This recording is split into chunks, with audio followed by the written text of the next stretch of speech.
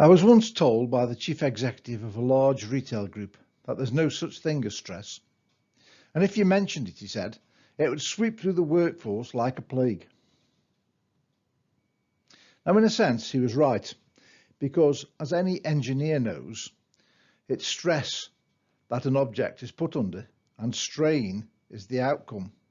So when people talk about stress, what they should be referring to, I believe, is strain, the impact upon people. So it's strain that needs to be avoided. Indeed, stress isn't always bad. If you think about it, most bridges only stay in place because of the stress that they're under. But I think he was very wrong to think that people don't find certain aspects of work stressful. Too much stress and people break with strain.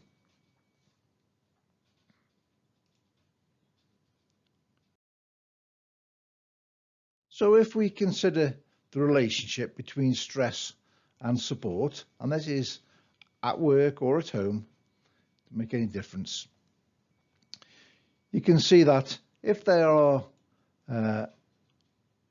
high levels of support and a low level of pressure or stress, then it's what I call a cozy club. Okay, people are just existing. If there's a low level of support, then it's worse than that. There's just complete indifference. If we've got high level of pressure or stress and a high level of support, then that's when we get levels of performance or output. And if we've got no support or low levels of support and high level of pressure, then that's when we get the strain.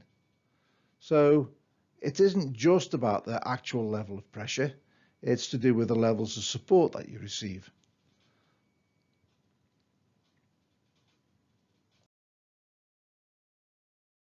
The question we should be asking ourselves then, is stress good?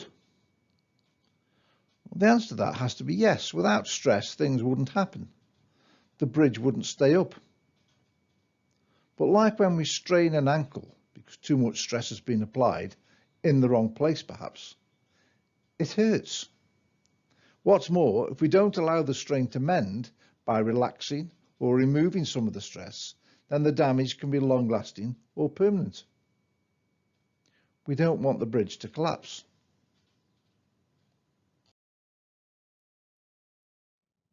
So there's two perspectives to this chart. And the first is, as a leader or a parent, then we can see it's our role to give the appropriate level of support for the right amount of stress that's been applied. And the question we should ask ourselves all the time is it the right amount of support for that individual person? Because people are different. People need different levels of support. But what if you are the person feeling the strain? What steps can you take?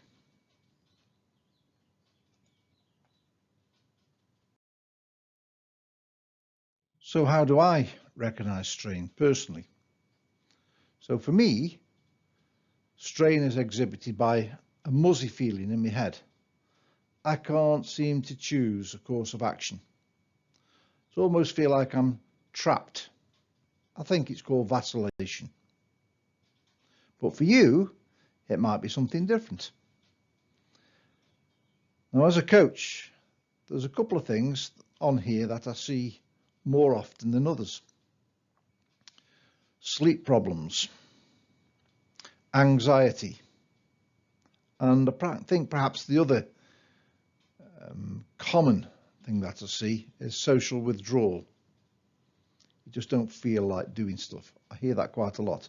I just don't feel like doing anything. So it's really important to note that the same level of stress can cause different levels of strain in different people.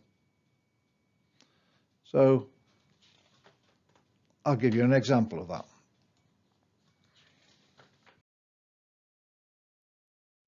So someone who's assertive and tackles problems head on tends to be frustrated by a lack of challenge, but is energized by a tough new assignment. Someone who's sociable and outgoing loves to meet people and party, but when they're required to focus on data or a spreadsheet, they find that quite depressing.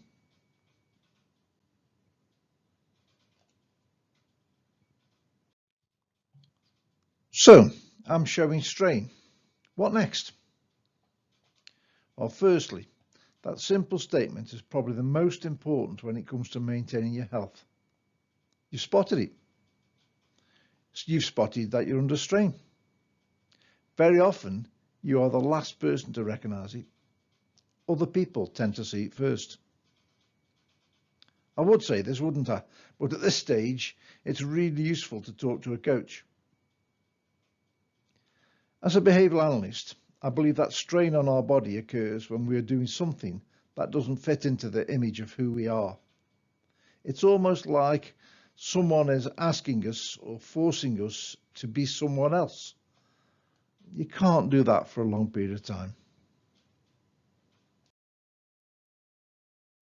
So my solution to beating strain in 2 parts. Step 1, what's happening now? Let's have a think about what actually is going on right now. What's causing the strain? And step 2 is, what do I want to be?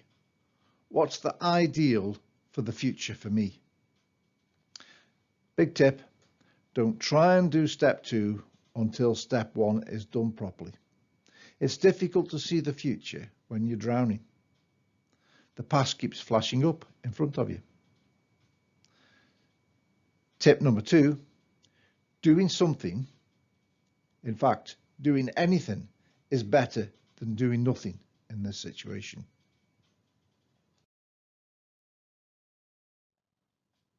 So I think the point is, in most cases, we can't stop the stress, and not all stress is bad anyway. But what we can do is we can affect the strain that's affecting your body. So step 1 is to get a grip of the situation. Now, I'm not a big fan of lists, but I have noticed that before you go to bed, if you write a list out of what you've got to do the next day, and that's what I do, I put it in 3 columns, work, home and self, and you'll see in a minute why I do that, and then give them dates of when they need to be done by. Somehow your brain thinks it's in control again. It's not a logical thing, you know, it's something that's going in your subconscious. And the fantastic thing is, once you've done this, then you can sleep. And when you sleep, your strain is mending. So occasionally you wake up in the night, and that's usually because you've remembered something else to do. So write it down. So go to bed with a pad and paper alongside you, and then just scribble it down. And the next morning you can add it to your list. So when you wake up the next morning, go through your list, checking the priorities and due by, and start to pay attention to the balance of the jobs. You know, the categories, the work, home and self. And what I find is usually most people got loads of work stuff down to do, perhaps a few home things, but not the things that you ought to be doing perhaps, and very few self things. You can't continue like that. These 3 things have got to be in balance. So keep that in mind. So at lunchtime, run through your list again, just to remind you on what you've got to do. You can add stuff to it if you want at that point. And then at evening time, just before you go to sleep, and I promise you, you'll go to sleep. It might take you a couple of days to settle in, but you'll go to sleep. Do it again. Go through your list. Cross off the things that you've done and put some of the other things down that perhaps you should have done. It's quite fun to have a look, see how much you have done. So people who work with me have access to what I call Task Ticker. It's all online, which sorts and prioritises things, and you can print off your jobs if you wish. You can look to see what you've done at the end of the month. You can check to make sure all these things are in balance, and it just keeps you on track, keeps you going forward. And do you know what? Stress just falls off you. You become more productive. People around you notice you've got a purpose in life, and away you go. So I just want to emphasize that you have to have self-time. It's when you recharge your batteries. So if you like going running, that's part of it. If you like exercise, that's part of it. If you like socializing, that's part of it. Me time means me time, not family time, not work time, but me time. So make sure you got that in your life as well.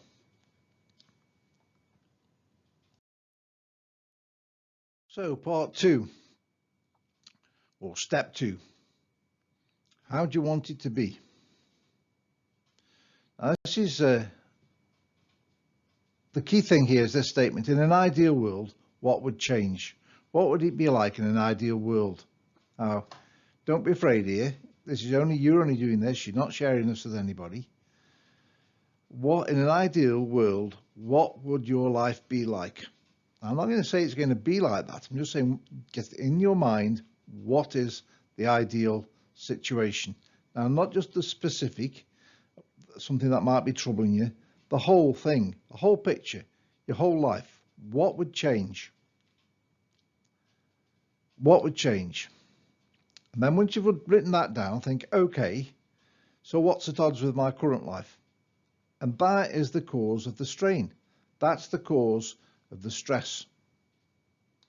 That's providing the strain. So at this point, you've got a choice. Now, this can be quite challenging. When I do work with clients, sometimes I get all kinds of responses to this.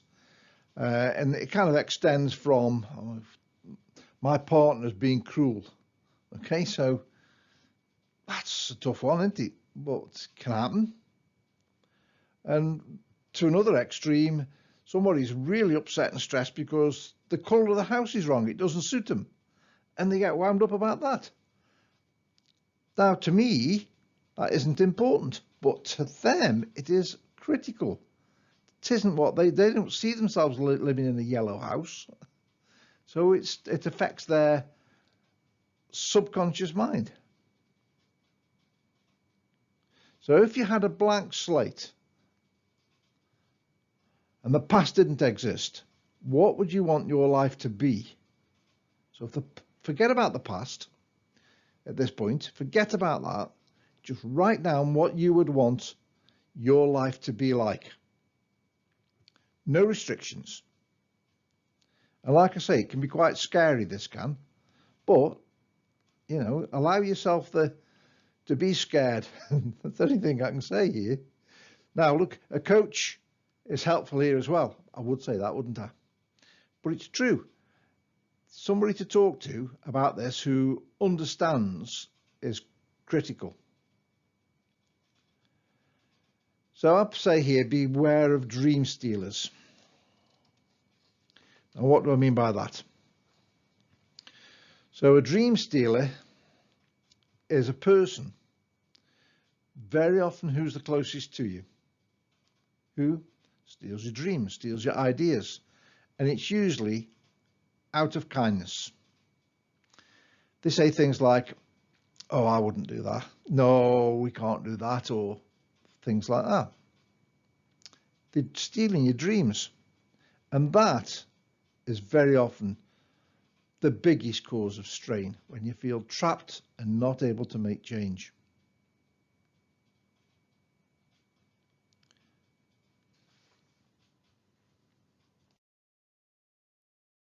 Picture that you've just created of your future is what some people call a happy place. I'd encourage you to go to your happy place regular. Feel the wind, look at the view, and take it all in.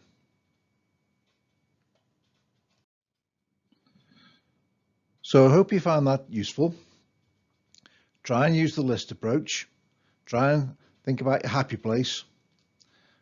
And most clients I work with takes away the strain out of their life.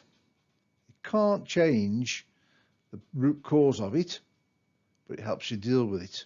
To change the root cause, you've got to make change happen. And perhaps that's where you also need to speak to a coach. There I am, selling it again. If you need any help and assistance, please just go onto the website. The address is there at the bottom. Got all the details. You can give me a ring. I don't charge for first consultations anyway, so you just give me a ring and tell me what your issues are, and I can see if I can help you. So keep going.